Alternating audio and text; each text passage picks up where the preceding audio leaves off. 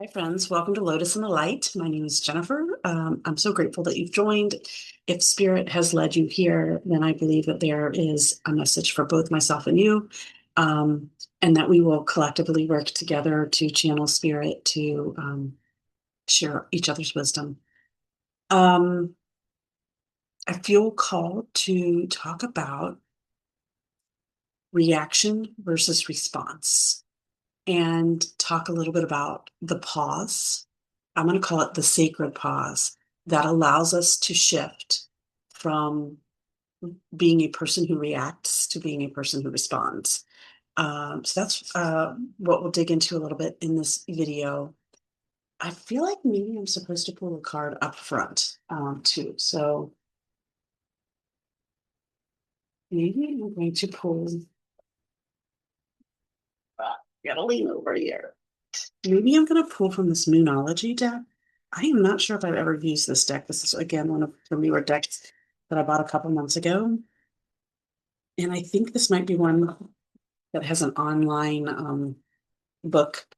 So I'm not prepared to dig that book up. So we'll read whatever's on the card and take from it whatever. Oh, something's already popped. Two things have already popped out. So I'm going to go with the one on top. And if there's time, I'll go to the one on bottom. Maybe that's the one I'll read at the end. Okay. Meditate and contemplate. Okay. And it's got the fish here.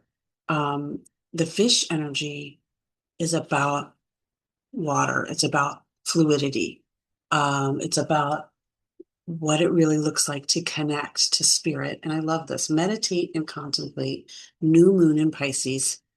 Um, I wish I was good enough at astrology to know if we're close to a new moon or a new moon in Pisces specifically. Not sure. But um, what I will say that this is reminding me of, again, as we're getting ready to talk about reacting versus responding, is that the big difference is one is a proactive approach um, that comes from a place of control, a place of centeredness.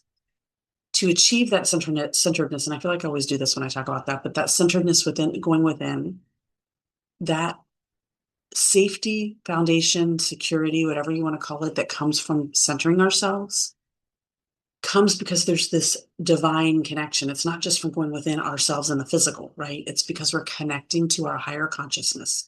We're connecting to God. We're connecting to the divine universe around us. We're grounding down into the earth and connecting to what the earth, the wisdom the earth has to offer us. We are connecting up to the heavens and the divine wisdom that the heavens have to offer us. All of that takes it requires a fluidity.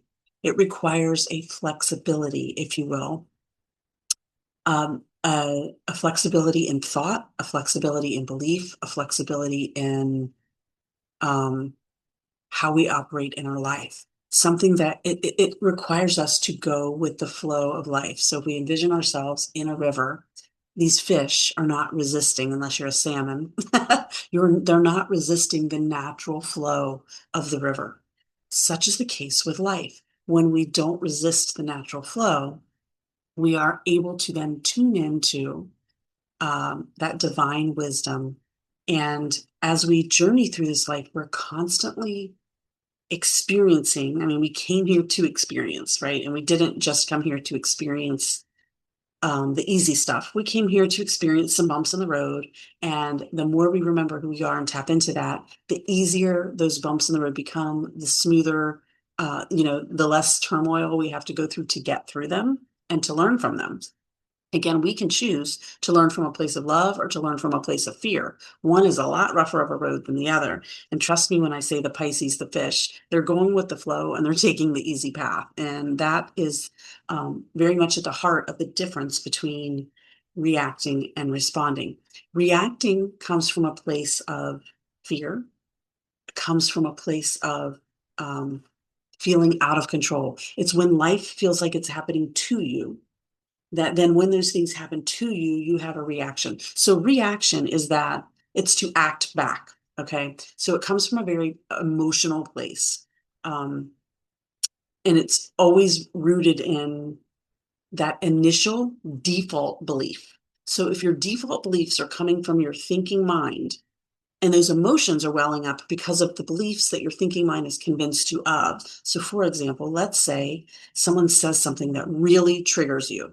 The reason that that might trigger you into a negative emotion is because you are carrying some belief system here that then generates an emotional response rooted in that belief system. So they've said something that really pisses you off. Let's just say that they said something that you just think was rude and mean, and maybe they meant it.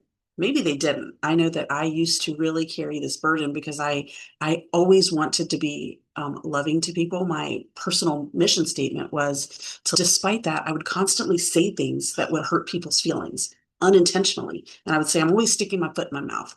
And what I've learned now is that I was being shown, I was being taught, and it took many, many, many, many, many years. And it wasn't until the last 18 months that I really started to discover what was happening. And in fact, this very feeling, it's funny this comes up, this very feeling is what really triggered this journey I've been on the last 18 months. I had a scenario where I hurt one of my kids' feelings and I didn't mean to. And I'm like, why do I keep doing this? And finally I was like, I can't keep beating myself up over this. Like this, I I'm not doing this on purpose, And so um, that was kind of the kickstart to this whole journey I've been on for the last 18 months, almost 2 years now. And what I came to learn is that how we feel about anything outside of us is has nothing to do with the thing outside of us. It only has to do with us. And it's there teaching us. So the world outside of us is just a reflection, but the mirror are your feelings. The mirror is showing you, am I looking through a proper lens? Am I looking through a proper mirror? Or am I in that fun house with those wonky mirrors that are distorting everything and making them look different than they really are? And here's how you know. If you have a negative feeling about something, you're looking through a distorted mirror because nothing in creation is inherently bad. Nothing is inherently wrong. Nothing is inherently unhealthy. Nothing. It's what you believe about it that determines life is meaningless. It only takes on the meaning that you apply to it with your belief systems. And those feelings that come up from that are there as a guidance system from God to say, okay, if you're feeling anything negative, then that's showing you where you're ready to go start peeling back the layers of the onion and learning and growing and expanding. Okay.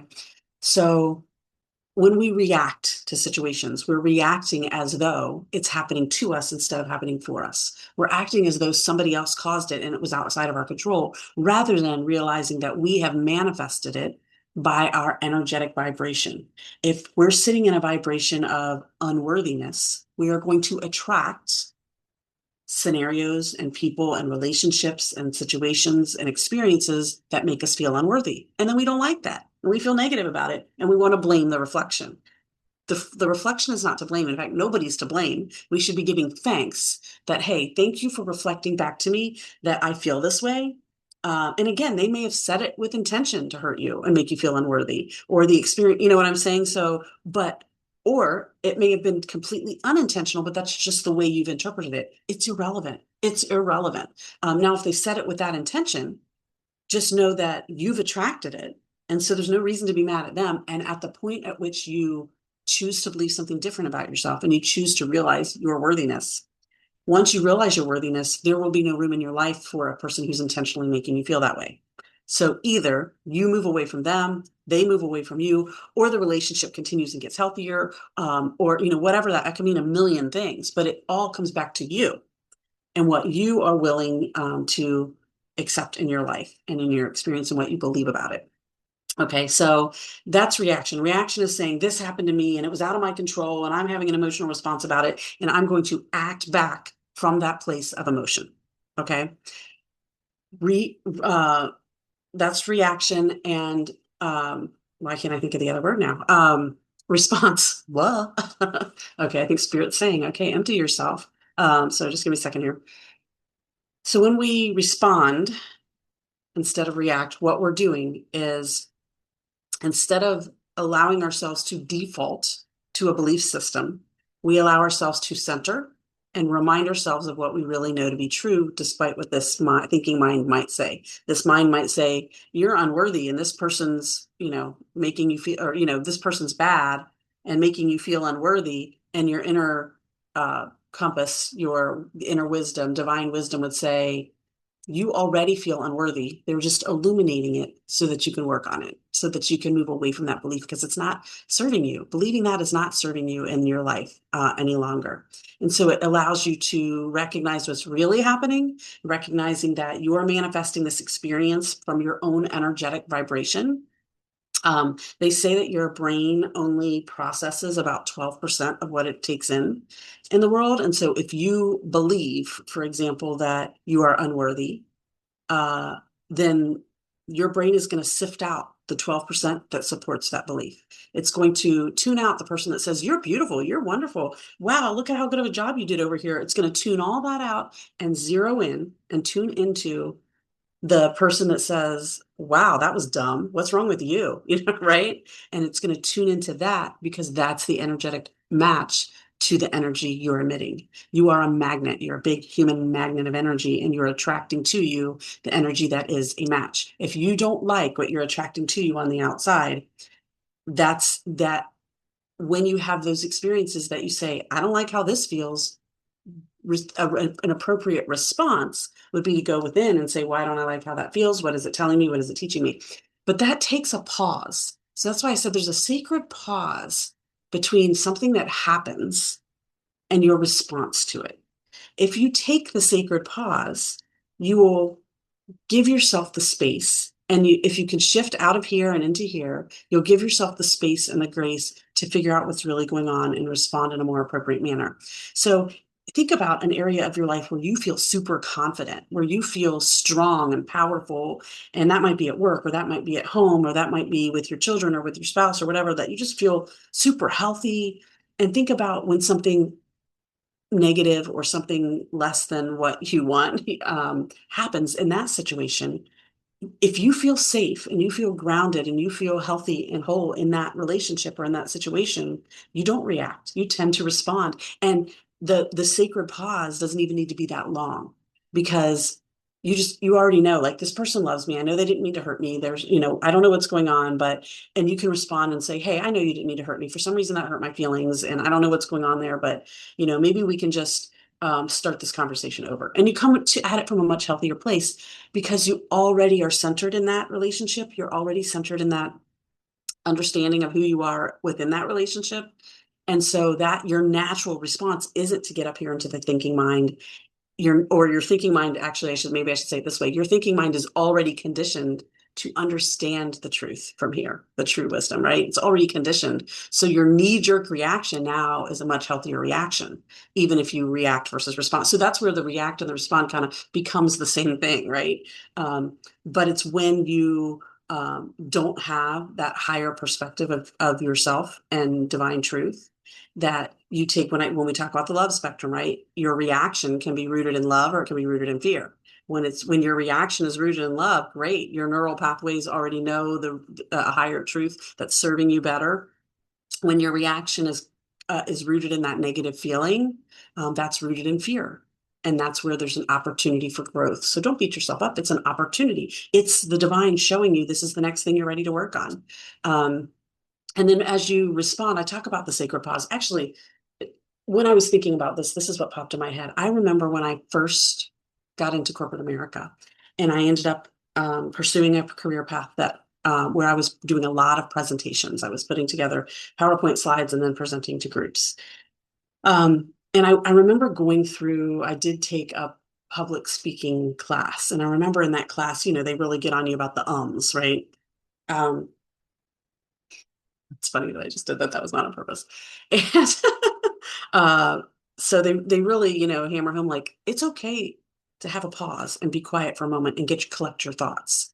That was like a light bulb moment for me, because I always felt this pressure of, like, you've got to constantly be talking. And if you're not constantly talking, they're going to see the weakness. They're going to see the crack in your facade. They're going to see that you don't really know what you're doing, and you're dumb, and you're an idiot. And how can you not remember what you're supposed to say? And how do you not know these numbers backwards and forwards? And right. And so, like, there's this narrative that, like, don't forget where you're at. Don't forget what you're saying. Don't in this constant pressure. So I remember taking that class many, many years ago and realizing that in there they say the is a negative, right? Don't say just be quiet. Just don't say anything. Allow yourself a moment to collect your thoughts. And you think it's a century, but your audience doesn't see it that way, right? It's a couple seconds, no big deal. And so that was really freeing to say, oh, okay, I could take a second to collect my thoughts, and that's okay, and whatever. And I think that mirrors the sacred pause. That mirrors the don't you don't have to get caught up in the fear of the moment. You can relax and center yourself and kind of come back into like where you want to be with this presentation or with this situation. That's emulating the sacred pause. Now I'm going to take that one step further though and say, I actually believe the is sacred. So if you've never heard of the or heard about the value and the importance of humming, of chanting, or of the Google it. Um, the is a frequency that allows your individual self to connect with higher consciousness. It's why monks chant and hum and do the It's a very sacred tradition. It's why humming is a great way to calm yourself. Humming activates your vagus nerve. And if you're not familiar with your vagus nerve, when activated, will help bring you out of fight or flight mode and bring you back into a calm, peaceful state where you feel safe. Okay, so humming and which ultimately became in the Christian religion more, wow, excuse me, ultimately morphed into Amen. Um, I believe we lost and forgot that tradition, and we lost and forgot the importance of that connection, that divine connection. But even when we forget in our conscious state, our subconscious, our higher consciousness never forgets. So I believe the was our higher consciousness's way of reminding us, like it's okay to pause, and it's okay to tap into that frequency that will make you feel safe and grounded and help you get back on track with whatever you're trying to do. So if you're in the middle of a presentation and you say I say embrace it. Don't be ashamed about it. In fact, maybe stretch it out. Maybe say, hang on a minute. Um, okay, where was I? Maybe that's the way we need. But this comes back to this idea that the world tells us this is good and this is bad, this is right and this is wrong. The is not wrong. The is us forgetting and then trying to remember the om. Okay, so I'm going to challenge you to, when you have an experience that gives you a negative reaction, take the sacred pause, see if you can recenter. You may not understand what's happening or why in that moment, but if you can just remind yourself, this is happening to me for a reason, or I feel this way for a reason, and try not to place the blame or the judgment on the person or the situation or the whatever, and just leave it at that. Like, this is happening for a reason. I don't understand it, but I'm going to center and I'm going to respond from that divine truth. And if there's something I need to learn from it, just trust that your higher self or God will show you later when you're in a better headspace about it. Okay. And when you're not in the thick of it. So take the sacred pause so that you can respond instead of react. And don't be afraid of the or the om. Um, okay. I think I'm going to leave it right there because I feel like I've been talking for a while. There is the second card, but I do not feel um pressed about sharing that. And I'm going to leave it right there. Peace out.